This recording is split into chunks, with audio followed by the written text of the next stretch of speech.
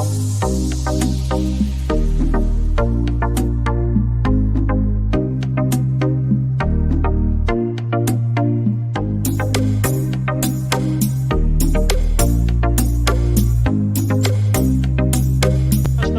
two of them are right together.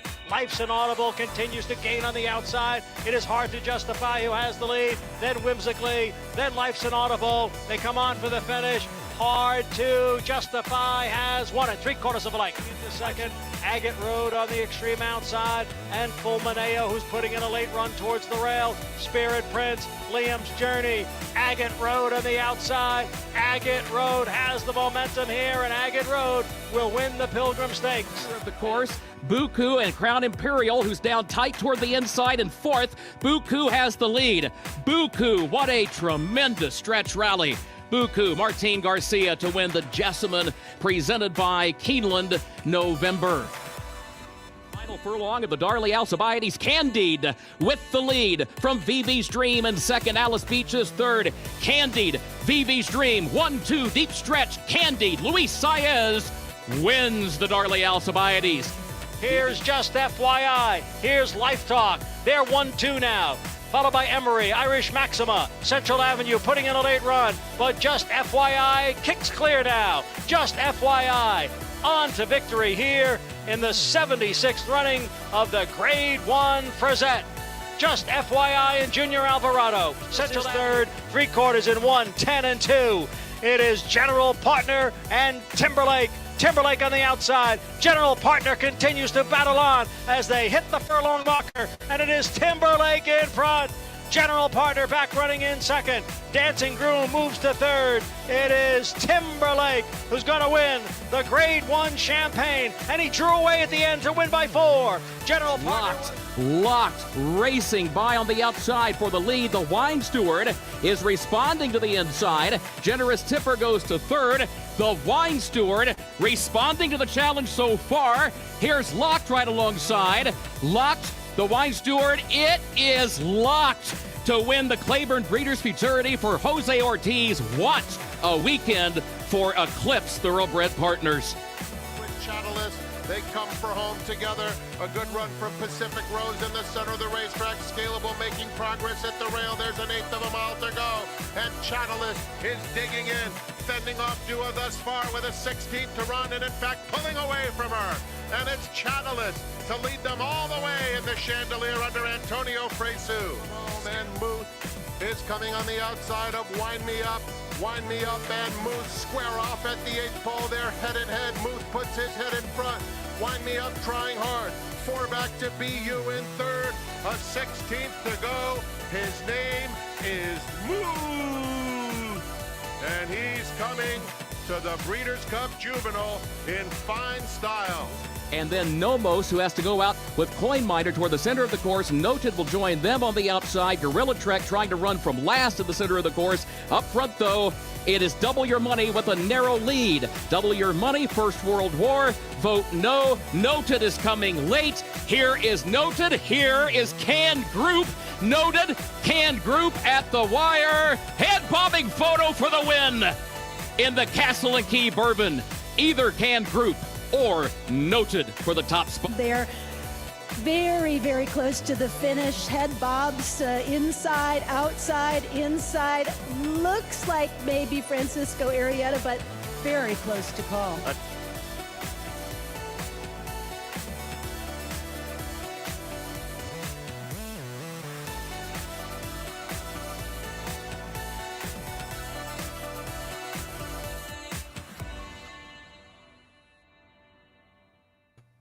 Okay, y'all, I had to play that last bit because that's actually me there in the winner's circle with Can Group.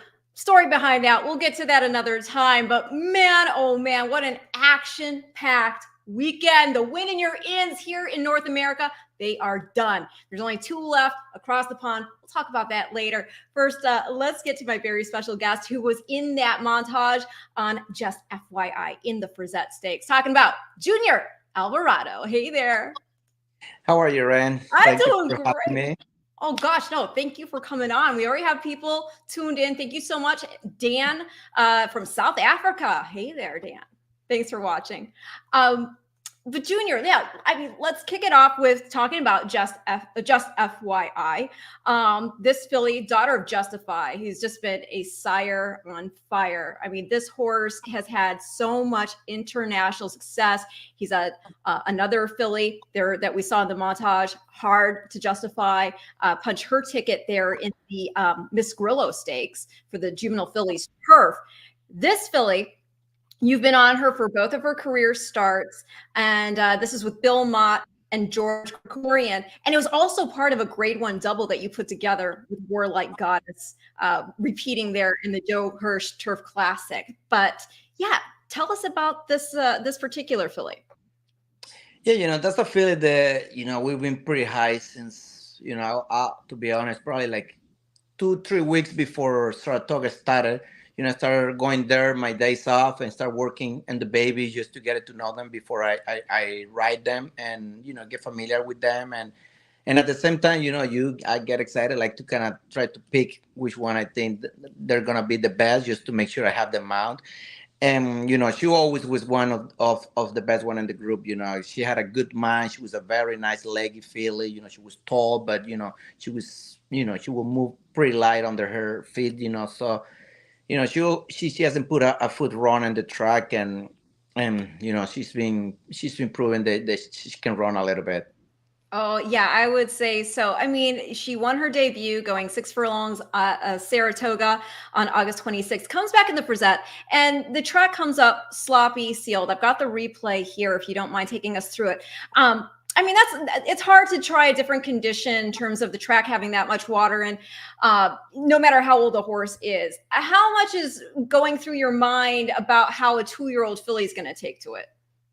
Yeah, that was our question mark. We knew we had a great chance going into the race just because the distance was perfect. We thought she needed, she's a filly who is gonna very run like long races, so just the mile was gonna be perfect. But then the condition of the track, it wasn't even in that race was probably like the worst the track was, and during the day, because that's when we got a lot of rain. It was kind of still in the bottom, but at the same time, it got very wet in the top. It was very like, we called it kind of like soupy. It was just hard to get a hold of it. And even though, she was a little kind of like, she looked like in TV, that she's moving great. A couple of times, she was in the wrong lead, and the backside, she stayed probably for the most part in the wrong lead. And I didn't want to really get into it because, since it was a new surface for her, I didn't want to just get into a fight, make her feel uncomfortable. I just let her be whatever she felt comfortable traveling in the surface, and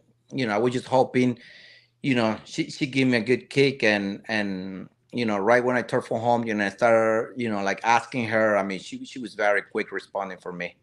I mean, and this is the other thing, you're talking about the rain and, her comfort level.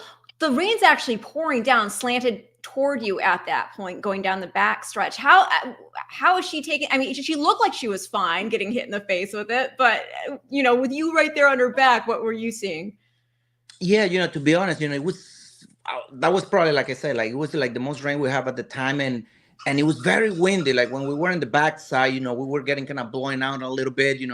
I probably was like 7, 8 wides, like the whole way around. Yeah. Never could really get to drift in a little bit because like I say, the wind was keep pushing us out, and yeah, I mean, I just think mentally she was very, very mature. She was handling everything fine. Didn't seem like nothing was bothering her. And like I said, even though she was in the backside a little bit in the wrong lead, just because I felt that she was comfortable still traveling that way, I didn't want to get on her way. I didn't want to bother her. I just want to let it, just let it be. I didn't want to be the one who started like traumatizing her over the track. And she handled it very well, though. Well, she looks like a pretty big filly on top of it, is she?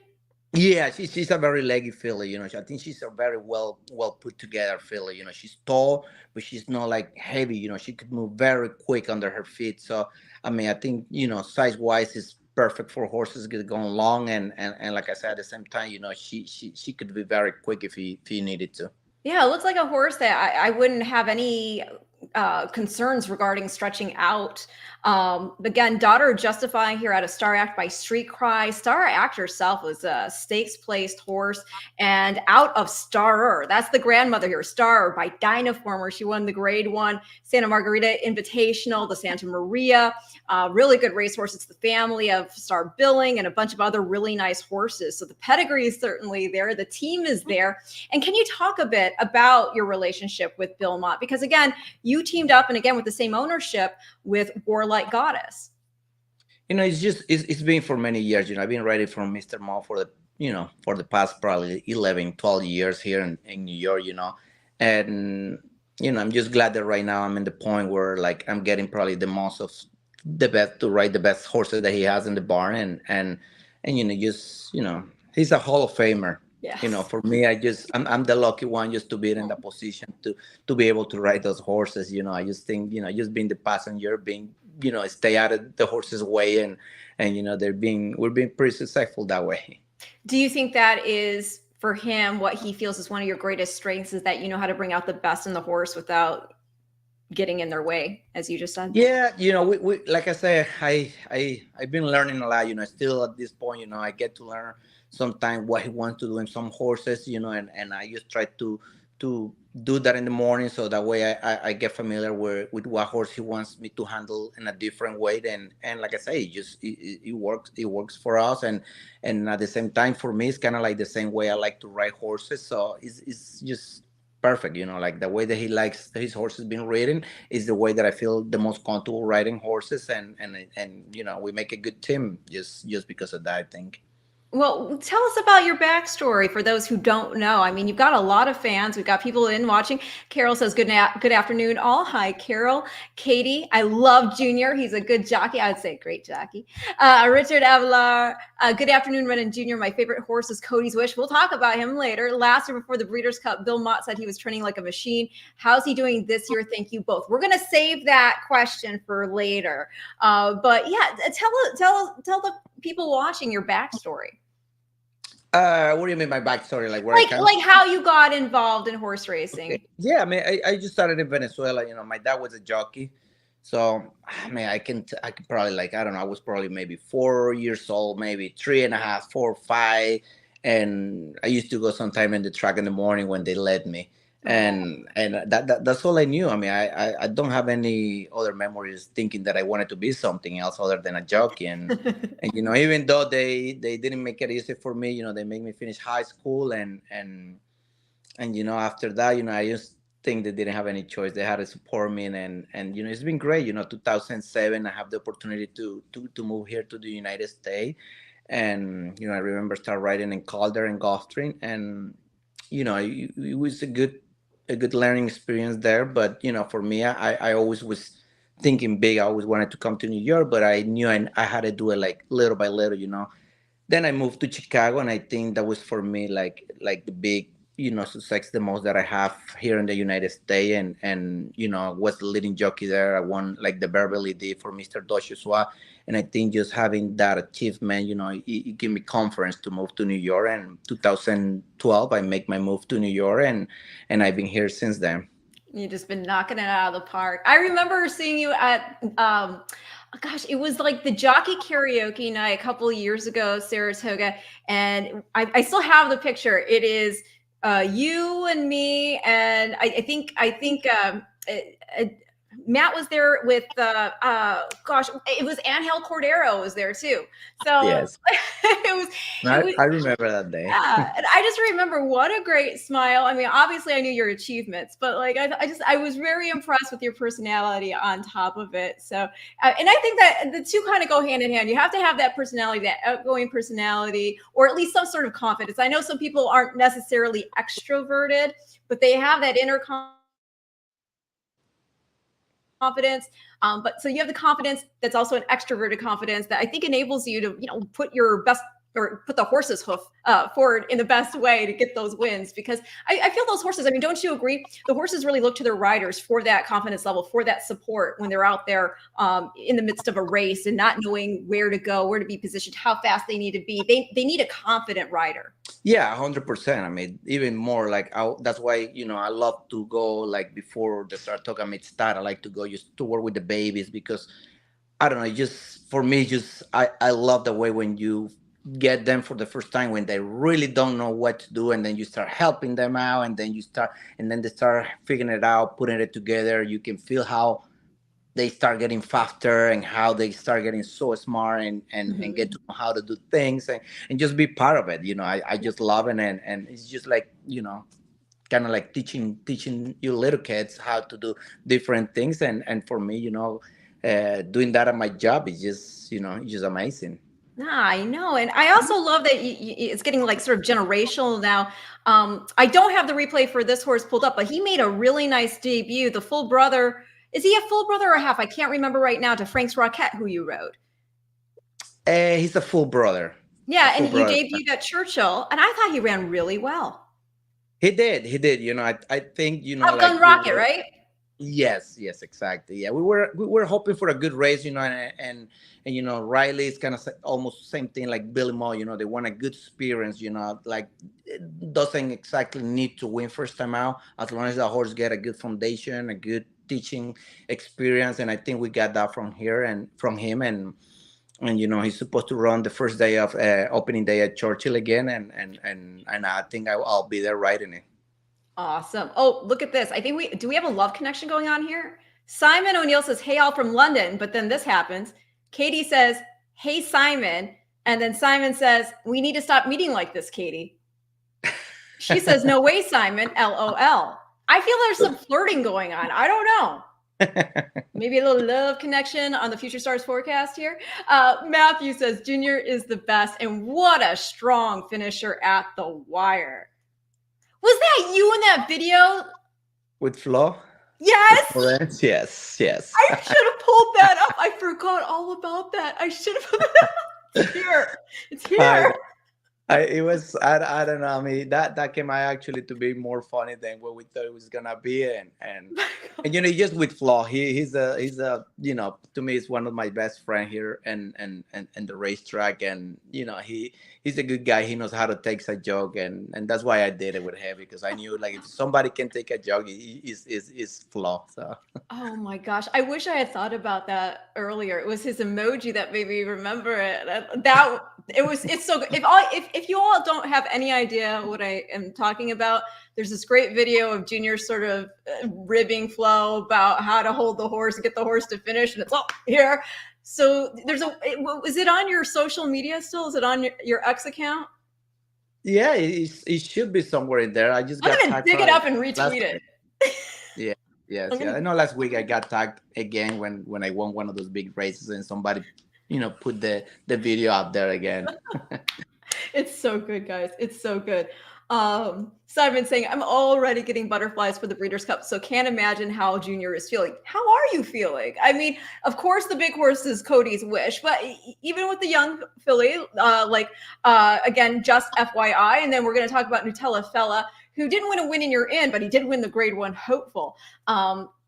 What is it like for you in the lead up to Breeders' Cup? Do you get more anxious? Is a big race day like any other race day to you mentally? Are you able to compartmentalize it, or what? No, to be honest, I think it was probably maybe 5-6 years ago when I was, get very anxious, just getting, leading to the Breeders' Cup, But I just think right now, I just try to enjoy the most, and to be honest, I don't get nervous anymore. I just kind of excited, something that I've been working all year around. So I'm just excited to have the chance to ride those horses, and just prepare myself. I just kind of like try to transfer the anxious instead of being anxious. I just try to enjoy myself. Yeah, I mean, you gotta live in the moment, right? Yes. Oh, Katie's clarifying. They're just friends. Sure they are. Yeah. Okay. Ha ha ha. We got Simon, laughing, crying face, and He knows that he will win on Warlike Goddess against Simon. I mean, we can show that. You know what? It was the same day. I was going to save the older horses for later, but since it was the same day as just FYI, we can go ahead and show Warlike Goddess here, beating the boys in the Joe Hirsch Turf Classic. Pull this up right here, and we'll take out the volume. Okay, now this filly, from the comments I read from Bill, he's saying that he's going to wait and see, I think, how all the entries shake out. That's not part of his quote, but I think he's waiting to see how the fields are looking, but he likes her at 1.5 miles. So he wants to go to the turf.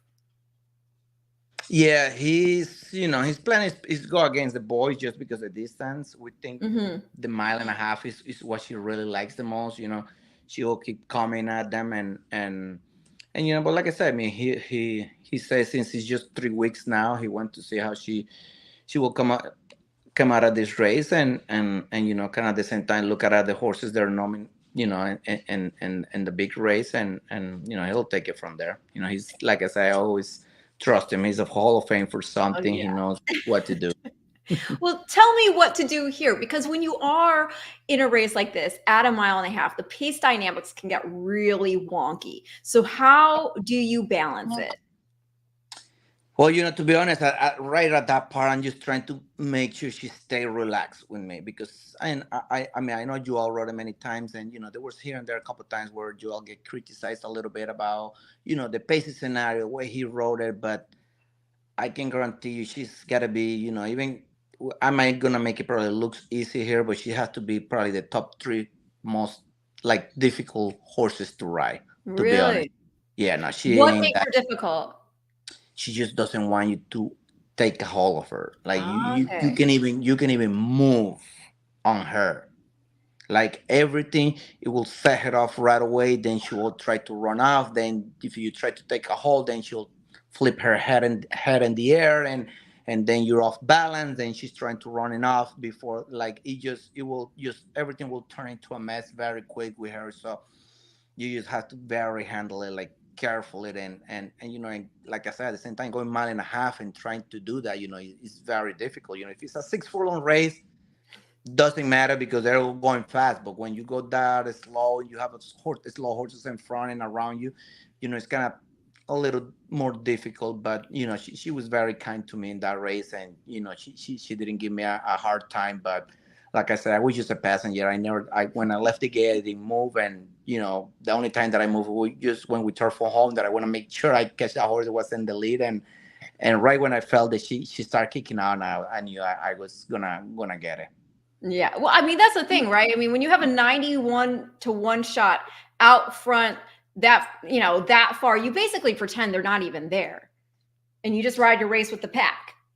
Yeah, you're right. Yeah, for me it was kind of easier because I kind of have to forget the horse in front. There's nothing really I can do. So I try to focus with the horses that are more close to me, and I was trying to follow or keep my eyes on the Godolphin horse that Bowie was riding, which was one of the favorites. So then when we hit the 5:16 pole, I know he's riding and wasn't really going anywhere. So I was like, well, I think that at this pack I got the chance to win. Let me see how far is the horse in front. And really, when we hit the quarter pole that I'm making my move, I saw the horse in front. I was like, oh no, he's way ahead and from he really had to slow down on me. So it did got me that feeling that I wasn't gonna be able to catch him. But right when she turned for home and I asked her, I knew, when she really turns it on, you get then I got that good feeling what I knew I was going to be able to get him. So yeah.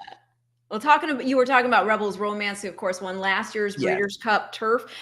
So yeah, it's got to feel pretty good that you're coming to this race, and it looks to me when she crossed the wire, she was just having fun. It's good. She's easy, loose, and it looks to me like there's plenty there going forward for the was it November 4th at Santa Anita. Yes, I mean she finished up the race very easy, and like I said, I mean she kept galloping out and kind of waiting for me if I gonna ask her for more. She was even ready to go 2 miles that day, but I think she was just probably happy that I didn't get in her way, and she run the way that she wants to be ridden. Well, here's a question for you because, going back to talking about and also, by the way, I should mention, y'all, she hadn't run since August 3rd. That's when she got beat just the neck there in the Glen Falls. Like you were talking about, Joelle was aboard. And so this was actually, was this the first time you've ever ridden her ever? Yes. Okay. Yes. Gotcha. Yeah. So you figured her out real quick then, huh? Well, I used to think she was very kind to me, to be honest, because I got to work her probably like 5 days before, just a half a mile, just to get a feeling with her, and I was sweating, like, and we have like 64, 65-degree weather that morning, and I was dripping, sweating, just because she wasn't easy. We took her with the pony, and like I said, I was like, oh boy, what I got myself into it with her. But yeah, I mean, I just think, since I broke out of there, I kind of like didn't move a muscle. I just like, please don't fight me, please don't fight me, and she was very kind. You were Iceman out there. Well, back in 2021, she got beat just a half length in third in the Breeders' Cup Filly and Mare Turf. Then last year, she was against the boys in the turf itself, finished third, beaten 3 lengths. Again, that was to Rebels Romance. You had Stone Age there in second. So yeah, she looks to me as coming into this real nicely. Again, that's Warlike Goddess. I can tell you what the figure came back, I think, if you guys give me a second. I don't know. Let's see here. Warlike Goddess. The figure came back. If you're a buyer person, 105, and she won there by 4.5 definitive lengths with Junior Alvarado on yielding ground. But I think she likes it no matter how it comes up, right? Yeah, no, she's won in Gulfstream, which is a very firm ground, and now I don't think you'll get softer than what we have last Saturday. So she's versatile. She's simple, a good feeling. She'll handle anything that you throw at her. Now, somebody who I'm guessing that and that you must love as much as I do, because to know him is to love him, is Ernie Munich. And he says, we need to have more rabbits. That was the best of Warlike Goddess. She finally had pace. I can hear him in my head saying it. Hey, Ernie, I love you. I do. I love him. Yeah, we all like Ernie Munich. He's a great person. We'll love him. Yes, absolutely. He has another comment, but we're going to save it for later because it's about Cody's wish. Let's see here. Matthew, Warlike was working great up here in Saratoga. So happy for the team.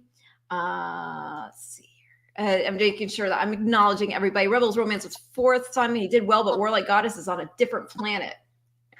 And Kelly, hi, Kelly. I'm looking forward to the Breeders' Cup. We have the Maryland Million this weekend. You do. Awesome weekend. Let's see here. I don't know if you want to answer this, but Omesh just wants to say, how much money did you make in that race? It's a percentage of a percentage. Is it 10%? Well, here in New York, it's kind of like 9.2%, 9.2, something like that. So it's got to be a solid 10. Come on. It should be, but New York, we do different things here sometimes. I hear you. Oh, this is my mother. Hi. Hello. It's like she's saying hi to my husband, though. She says hi. Hi, Mom. Okay.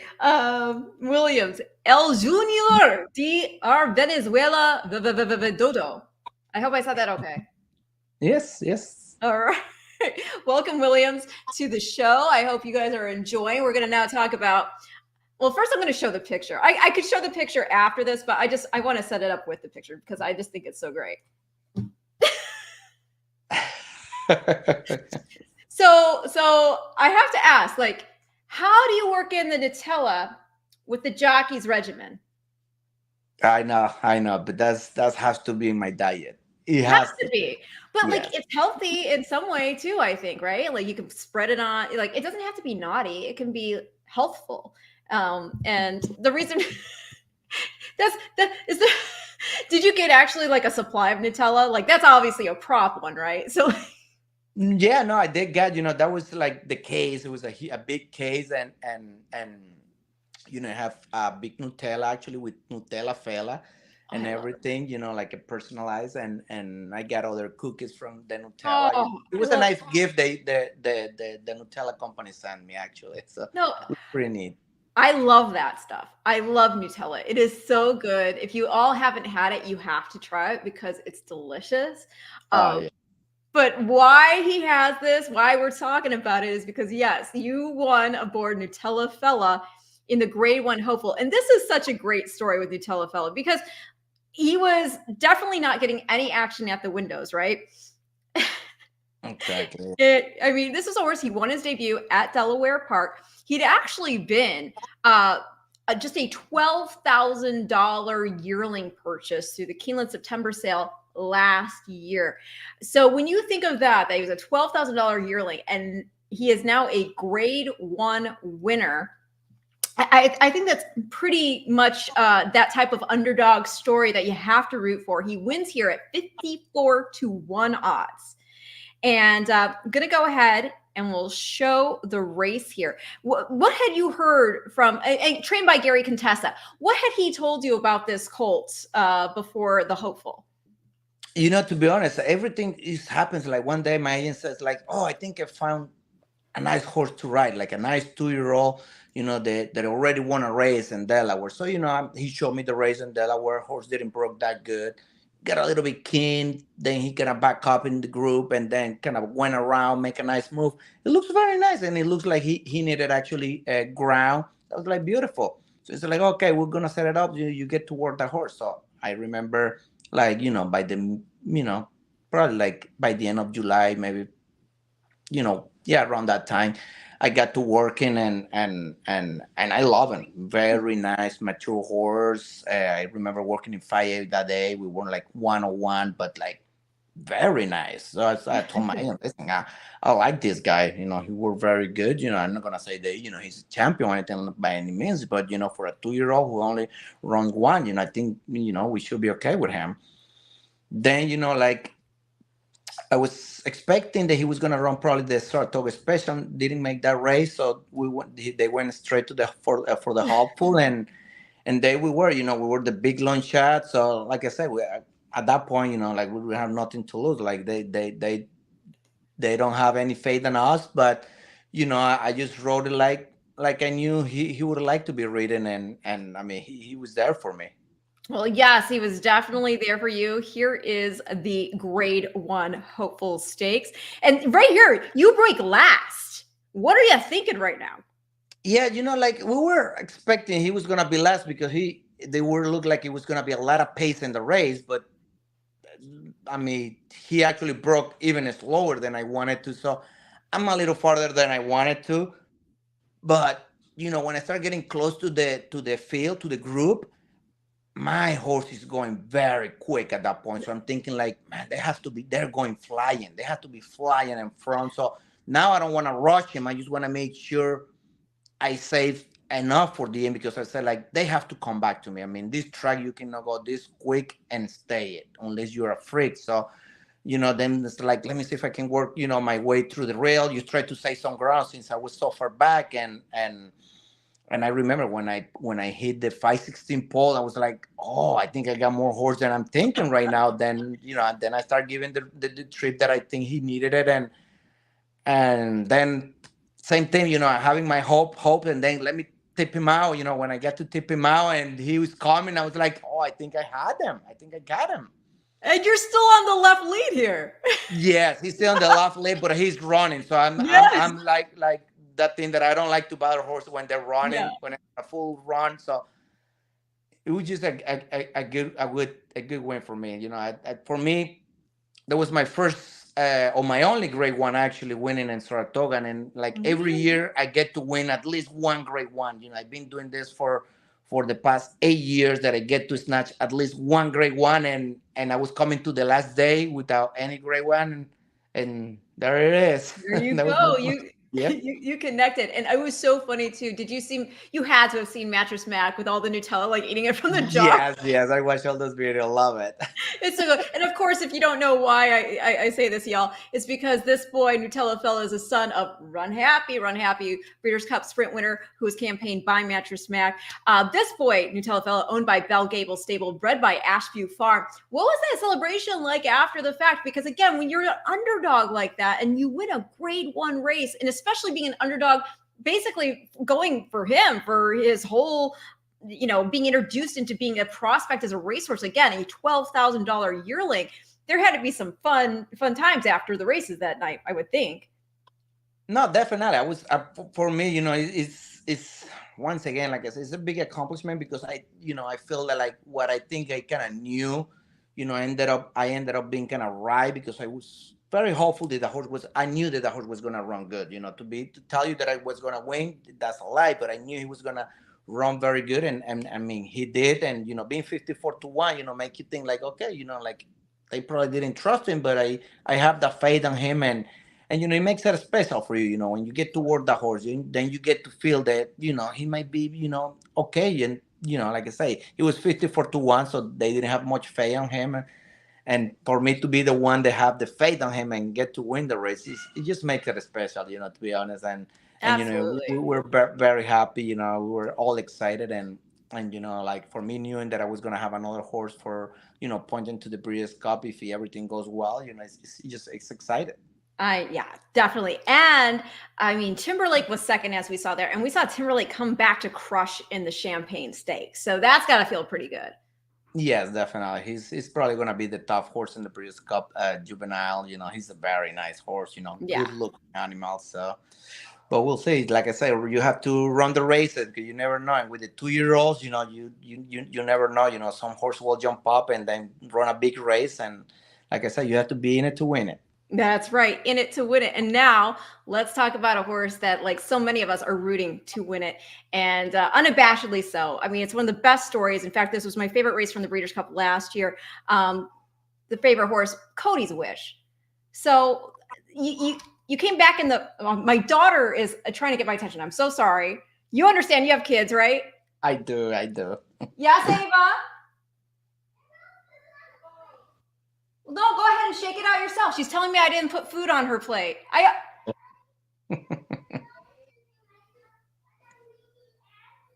It's okay. Make an accident. It's all right. Just shake it out on the plate. Oh, okay. So, well, here's what we're going to do. I'm going to play the Vosburg, and I'm going to be right back. And you take our audience through the Vosburg. Can you do that? Yes, of course. All right, let's do that. I'm going to take you through the Vosburg. It's going to get, here we go. Here's Cody's Wish, getting that grade 1 Vosburg here, and grade 2. I always think of it as they downgraded it, and it's just like I can't believe that, right? Yes. So here we go. Do you see it on your screen there, Junior?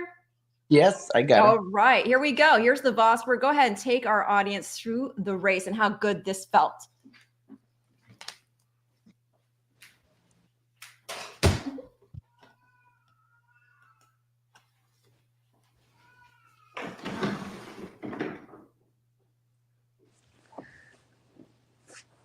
Well, right there is not a start that I was hoping, what I was expecting.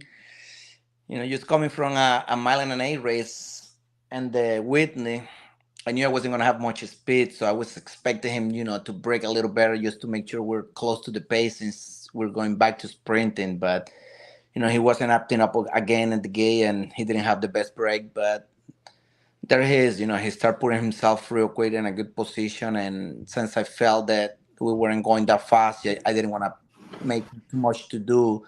So I had to kind of nudge him a little bit just to make sure put him in the race. And there he was for me. And, I just think at that point when we're passing the triple, I was very confident that I had him. He just probably, was kind of playing around a little bit with the horses around him, and he didn't want to take off. But like I say, I was pretty confident at that point that I had the best horse, and just having back to get to win again.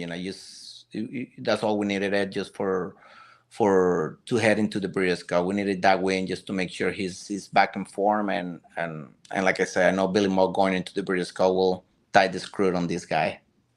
Well, again, sorry about that. Everybody that I had to bail, but you had such a great narrator here in the actual rider telling you how this whole race shook out. Tell me, is there any added pressure when you're riding this horse just because of the story? I mean, yes. Yeah. This one 100%. And like I say, everything started. I remember the first time I rode him back. I rode him first time out. Then after that, Joel was riding it. Luis Saez got to ride him. Then I got him back again Derby Day of last year, and I won on it. Then I ended up winning them when I beat Jackie's Warrior. Then after that, the pressure started getting bigger and bigger because it was just not about to win. It was just a little. It was more than that, and like I say, I always felt like if I do something wrong, if I get this horse beat, I will feel like the villain of the story. Oh. It's like everything is beautiful, everything is look. So I like sometime in any story is a villain. So it's like I didn't want to be that one since I'm the one riding the horse. But I know. he's been great and like I say, I'm just glad the this horse has run so well and the story's been amazing for many people in our business and some other that has just really got into it just because they love the story. Yeah. Well, for those of you, and I'm sure those would be very few and far between. Can you tell our audience the story behind Cody's wish? Yeah, that's a kid who like have the wishing what is it called, the Wolf make a Hersham. wish, the make a wish, yeah, the make a wish, and Yes. yeah, the make a wish, and he got to meet Cody Wish as a yearling. Incredible, at they say they have probably like around 30 babies at the farm that the only Yes. horse come up to Cody was Cody's Wish, which he didn't have a name back then, and he said like a year later, he was a 2-year-old, a very coldish kid, horse, and they didn't know how was he gonna react, and there he is again. This horse came right up to him as gentle as he can be because he ain't gentle. I can tell you that in person, he's not gentle at all. But with him, he's a different animal. The way that they look at each other, like it just, I mean, it blows my mind. At first I didn't, I'm like I said, I was riding the horse, and and I'm into the story, and it's beautiful and all that, but I'm like a little 50-50. It's like I need to really see this in person, and yes, I mean, when you get to see this and that beautiful connection that they have, the bond that they have, the way that this horse react toward Cody is just unbelievable. And like I say, for me, just to be a part of it, I'm just very, very lucky to be in that position to enjoy that. It has given me, like different meaning in life. Give me opportunity to even teach my kids and let them know that we're really blessed. We have everything we need. Yeah. We probably don't have everything we want, but we have everything we need, which is more important. And it's just been amazing. And like I say, this horse just for some reason had that unbelievable connection with Cody. I know. I know I say the quote all the time, but for me, and I might be paraphrasing here, but his dad said that this horse gives him the legs that he doesn't have. And it's just amazing when you watch, as you were talking about, the interaction that they have, because it is like this horse he knows that he needs to be gentle, and they have this connection that's unspoken. And I've seen the notes that he has that go on his stall about rooting him on to run well and everything. But yeah, I remember watching. I was upstairs, and I'm actually looking right now because I don't want to misspeak about what the actual syndrome is called. So that's what I'm trying. It's Wolf Hirschhorn syndrome, which is what Cody Dorman has, been living with all his life. And this connection again that they have, it just spoke volumes. I was upstairs watching the race on the monitor at Keeneland, and when he crossed the wire in the dirt mile, I was bawling. I mean, we had so many great performances. We had Flightline in the Classic, but that moment was just like, it was transcendent. Exactly. Yeah, that's the word that I was early trying to looking for. Yeah, you just an unbelievable experience for me. I mean, it was my first Breeders' Cup, and I was enjoying it and happy. Not because I won my first Breeders' Cup, it's just because I felt like we did it for him. Like, Yeah. oh, you did it for him at that point, because when we turned for Horn and I'm heading head to head with Cyberknife, I could feel how like he wanted it, how he wanted to win the race, how he stick his nose in front, and just having that feeling, I was very happy. It's like, Yes. Man, you did it for him. Like, it was just unbelievable. Then like 2-3 hours later, I won my first Breeders' Cup. That's when I started realizing, like, wow, crazy. But that's what I mean by sometimes like there's more important things than in life. for See, sure. that's why we all adore you. See, like you get it. Like I mean, I have to imagine that the press crush was pretty interesting too, and pretty intense because, as you're saying, not only is this, you know, you're positioned to get your first Breeders' Cup win, but you're also having, you know, all these different media outlets coming and asking this about the story and whatnot. How did you stay focused through that whole time? You know, I think it gets to the point when I jump on him. You know, when I get the leg up, and you know, I've been doing this since I've been riding him. I just start talking to him the whole time. We go to the track, and then after that, you know, I just try to just connect with him, just to feel how he's feeling in the post parade, and just try to, you know, ride him as like we're just one team. And when you, Like I say, after that, everything's kind of like it's like everything is blocked. It's just like me and the horse, and I try just to focus and do what we need to do to win the race. could you hear the cheers as you were coming down the stretch? No, no. Because yeah, you were battling it. Yeah, no, it's just something like I have never had. Like, I know my wife asked me, many people asked me, it's like, oh, it was so loud. Like even the day and when he came back in the Kentucky Derby day, you know, he run the undercar like three races before the Churchill and the Kentucky Derby. And my wife says like, oh, you should have heard the people was screaming when you come down the way. It was extremely loud. It was like it was the Kentucky Derby. Like I didn't hear anything. Like you know, you're like singing with the horse and riding. You don't hear anything. It's kind of like everything is just you and one right there. You're focused and you're in a song. No, I mean, and I don't want to take this now back to what Ernie asked earlier. I mean, I know that they had been, you know, so you won the Churchill Downs. That's the race you're talking about right now. Then he wins the Met Mile. And then we try the Whitney because we're now thinking, okay, well, maybe we'll go classic this year. And in that race, in the Whitney, he ends up finishing third.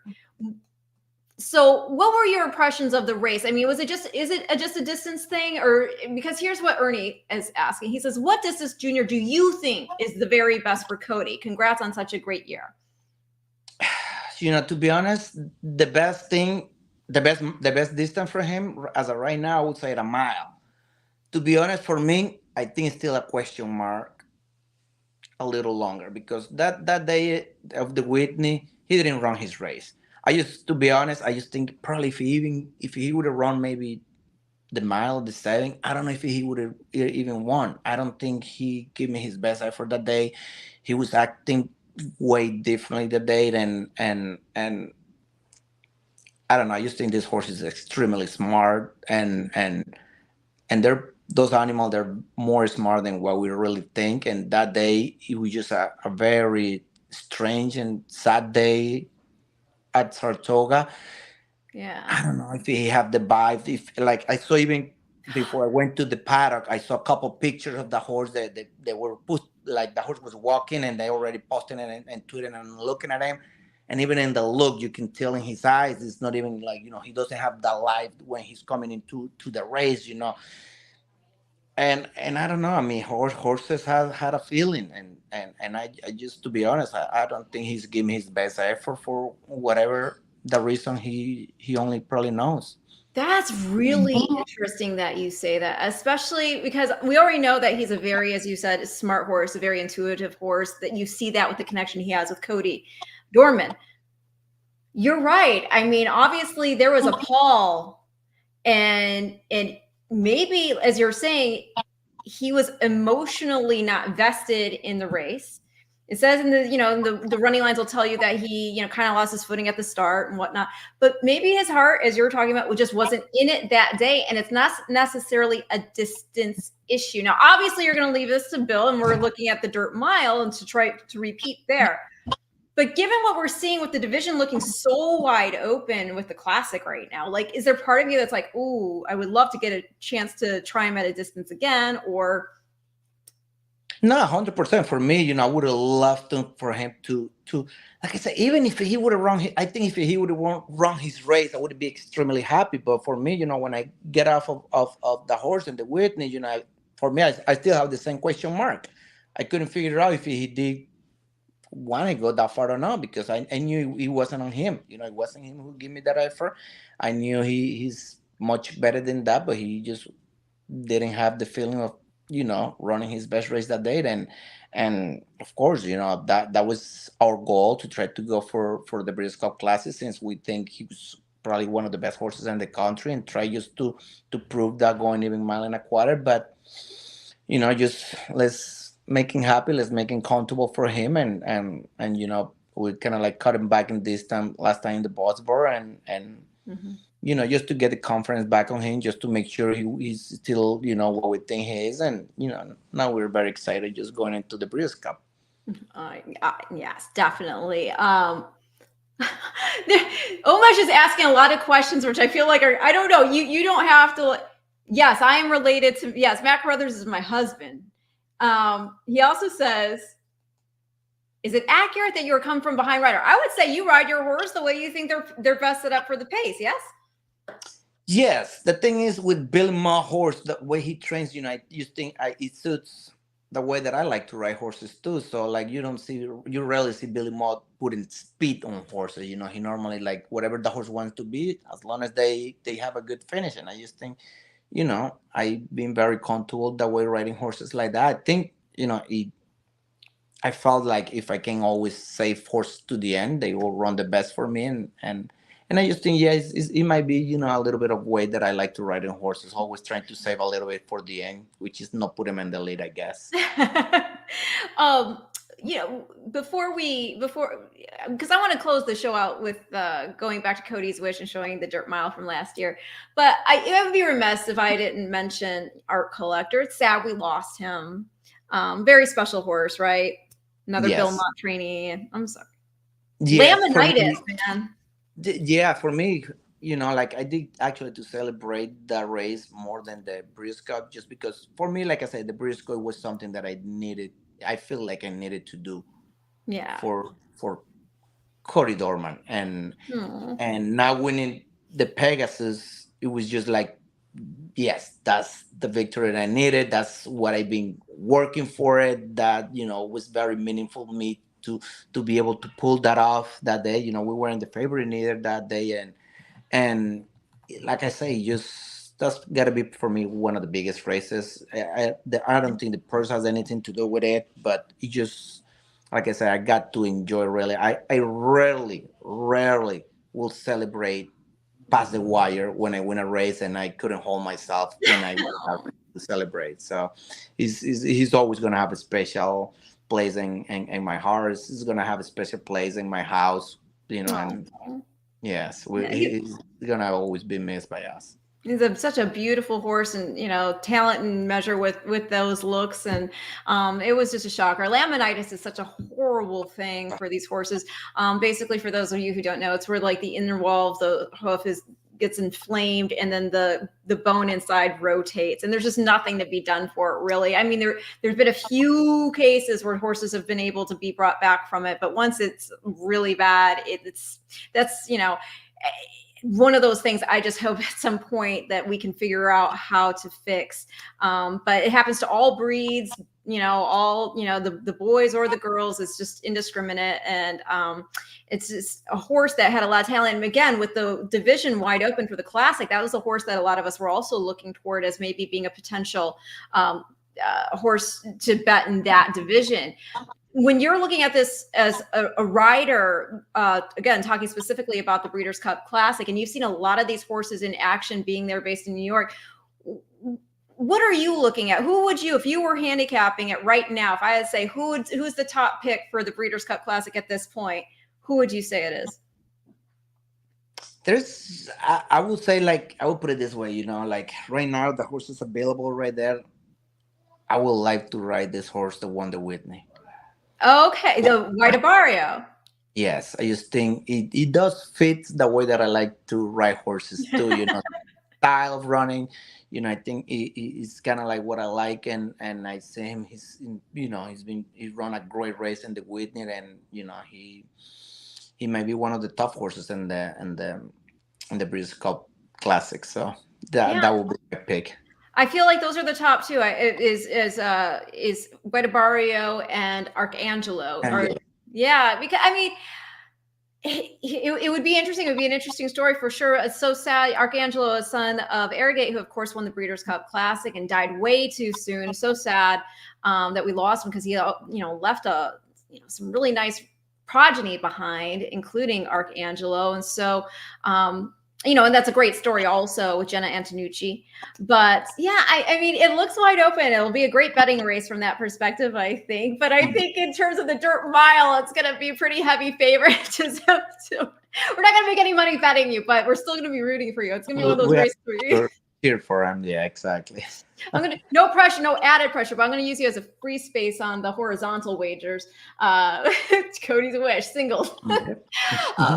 We have more questions here. Mesh like Saudi Crown in the Classic. Maryland says, love Kelly and Junior. He's an amazing jockey. He and Mott are a great team. Agreed. Yes.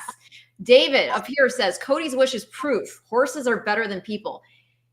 I mean, I would say a lot of horses are better behaved than a lot of people. We'll do it that way, right? Yes, exactly. So tell me, beyond the Breeders' Cup, because again, I'm going to close the show with the Dirt Mile because it feels fitting, even though this is a 2-year-old geared, program. What are you looking more forward to beyond the Breeders' Cup? What's coming up in your life? What horses should we be looking out for?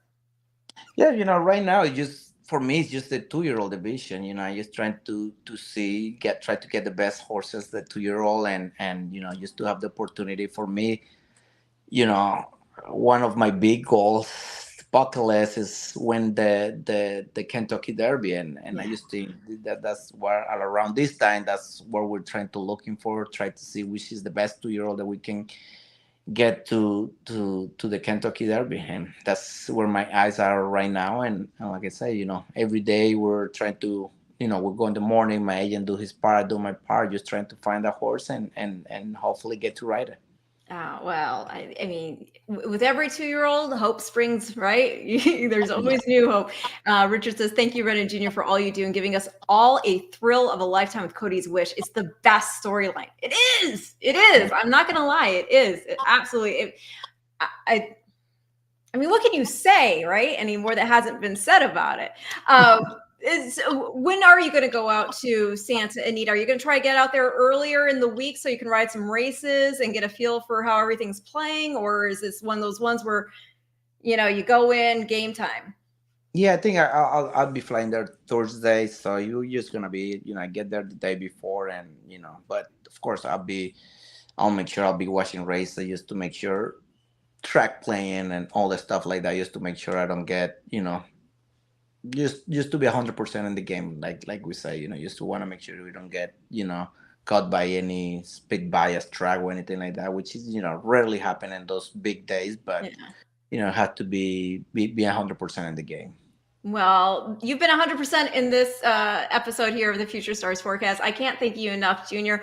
We're going to go ahead. We're going to close out the show with the replay of the 2022 Big Ass Fans Breeders' Cup Dirt Mile featuring Junior with Cody's Wish. Thank you, everybody, for joining us on the Future Stars Forecast, and I'll see you next week as we get ever closer to the Breeders' Cup World Championships, November 3rd and 4th at Santa Anita. Until next time. They're off the dirt mile. Cody's Wish broke near the back of the pack. It's a good start for Guy. Slow down Andy and Pipeline between those two, and these three will take them into the first turn. Simplification is fourth on the inside of Cyberknife. Break of two back to Law Professor. 3 Technique is next.